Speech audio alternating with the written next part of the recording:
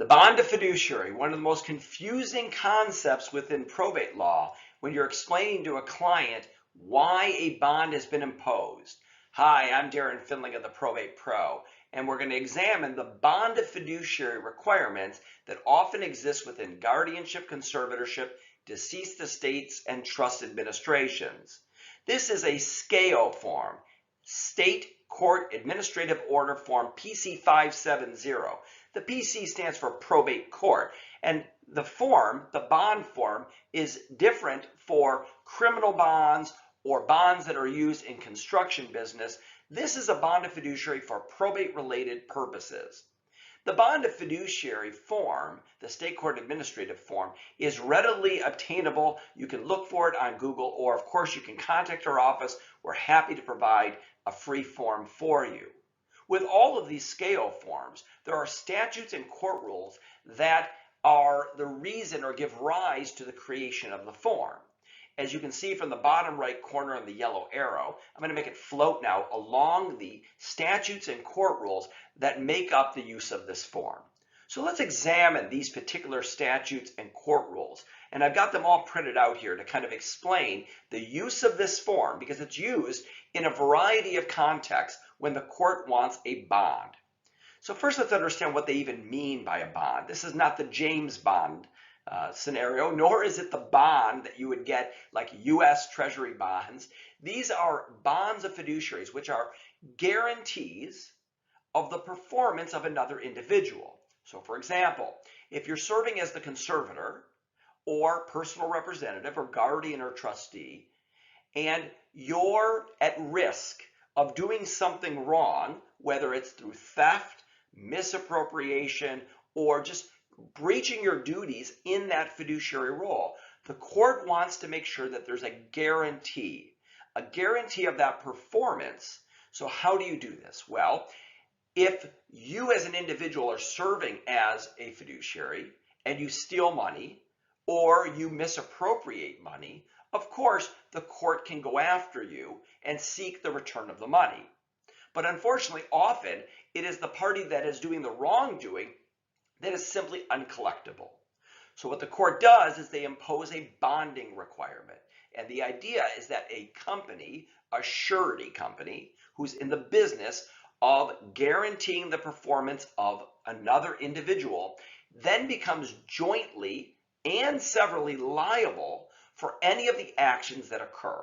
So for example, in the case of theft, if the conservator or personal representative were to steal the money that exists within the estate, the bonding company, the surety company, is guaranteeing the return of that money and guaranteeing the performance. So the money is protected, assuming that the surety company is still in existence and is in business. But we haven't seen scenarios in which that has occurred.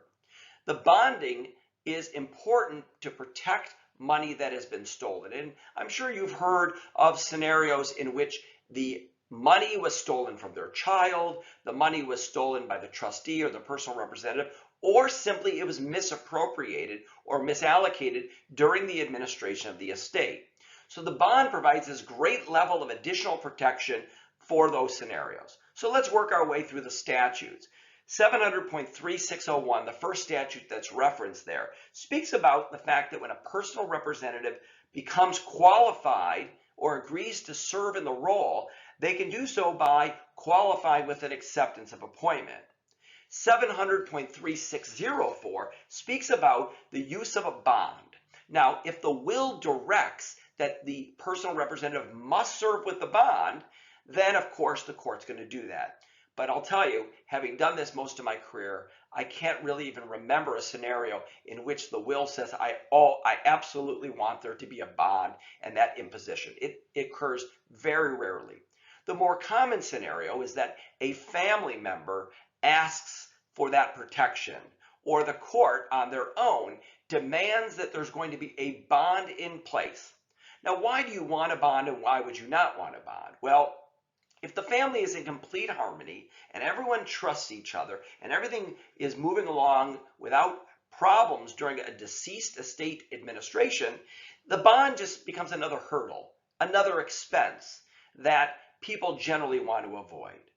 On the other hand, if there's distrust, if there's concern about the fiduciary carrying out their role and their responsibilities correctly, the bond of fiduciary provides this great accountability and an assurance of that guarantee that if the personal representative does something bad, there's going to be protection in place. So under 700.3604, the bond of fiduciary is in place, and it's based on an estimate of value. So for example, if there's a liquid money is sitting in a bank account, for example, $100,000 in a bank account, and there's a house, the court often will base it on the amount of liquid assets that are available or income that's coming in, and then determine a bond dollar amount. That dollar amount then is the cause of a premium that you have to pay to this insurance company, this bond company, for purposes of the guarantee of that performance. So the bond is typically reflective of the amount of liquid assets. And when I say liquid, these are assets that are easy to steal versus illiquid, like a house or something that is not converted to cash and easy to steal. Often during the administration after the sale approval process through a petition for sale of realty, the court will impose a bond equal to the amount of net proceeds that will be coming in from the sale, because the sale is going to convert an illiquid asset into a liquid asset. Now, the court can excuse a bond under certain circumstances, and that happens quite often when the family says, listen, there's no risk and the creditors are not at risk, and we want to avoid the imposition of that bond. The court can excuse that requirement. Under 700.5410, these statutes relate to the guardianship and conservatorship statutes.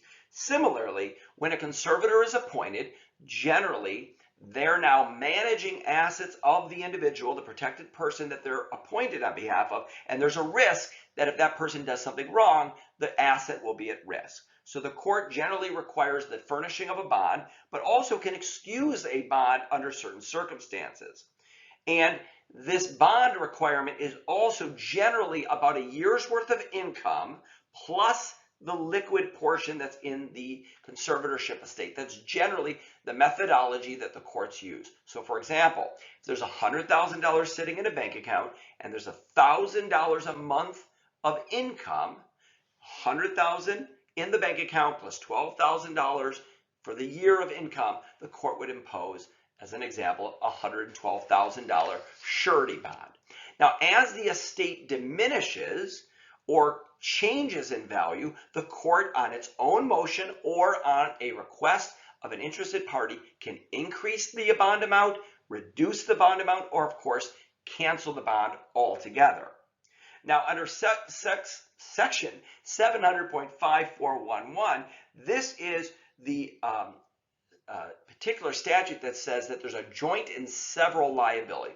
Joint meaning the bonding company and the individual fiduciary, guardian, conservator, personal representative, trustee, are jointly responsible for the actions.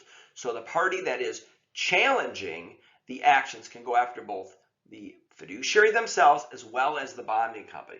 And they're severally liable, meaning you can go after one or the other. So really, you have the ability to go after one or the other.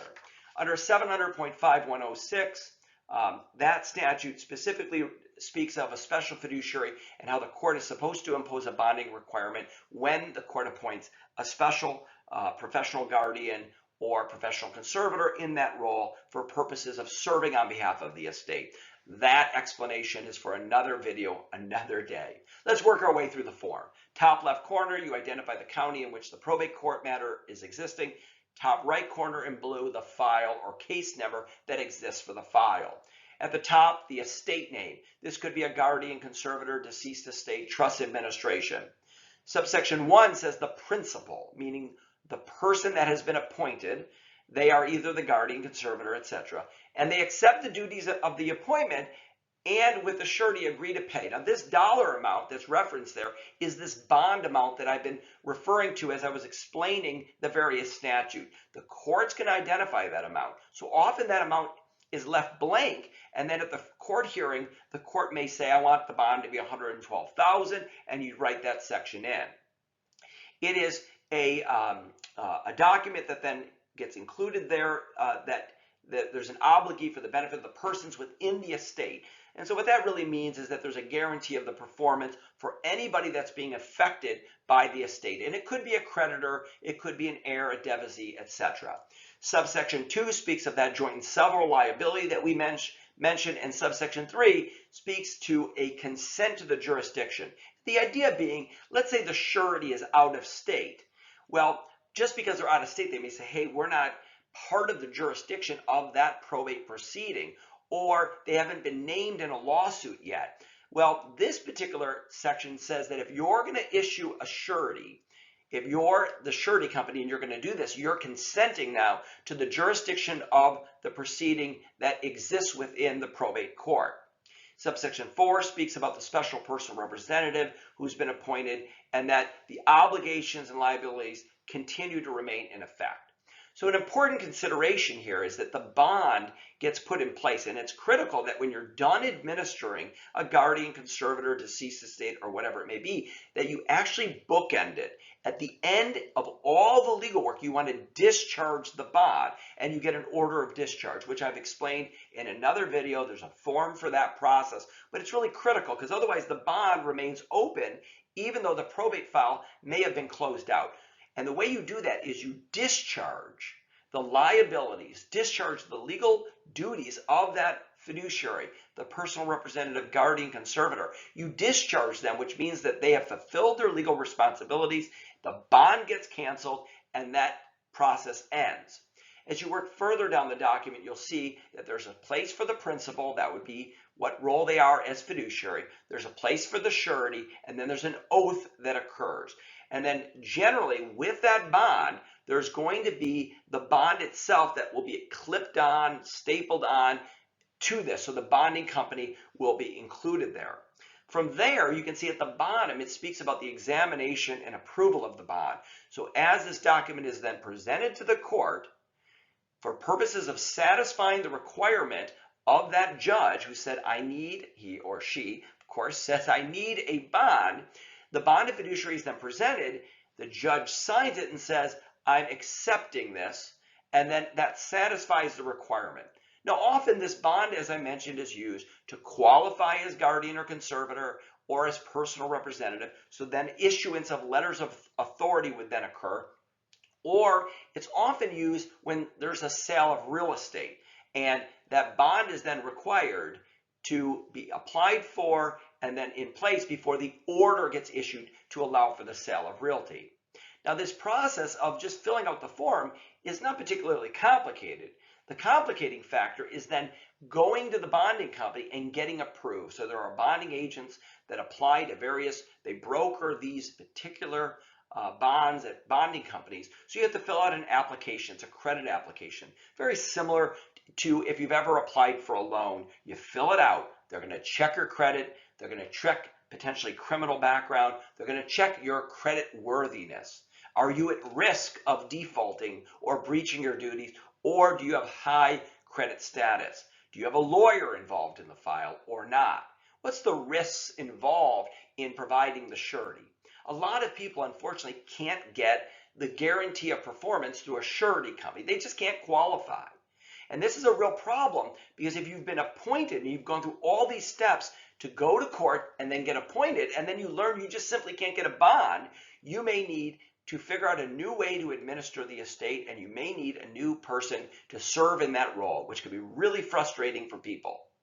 So this bond of fiduciary form is complicated. It's got a lot of uses. I've only scratched the surface of its process. And of course, if you've got questions about it, feel free to reach out to us, speak to your probate practitioner that you're working with, do your research, look up the statutes, read the court rules, and gain a real thorough understanding of when to use the bond of fiduciary form in the probate context.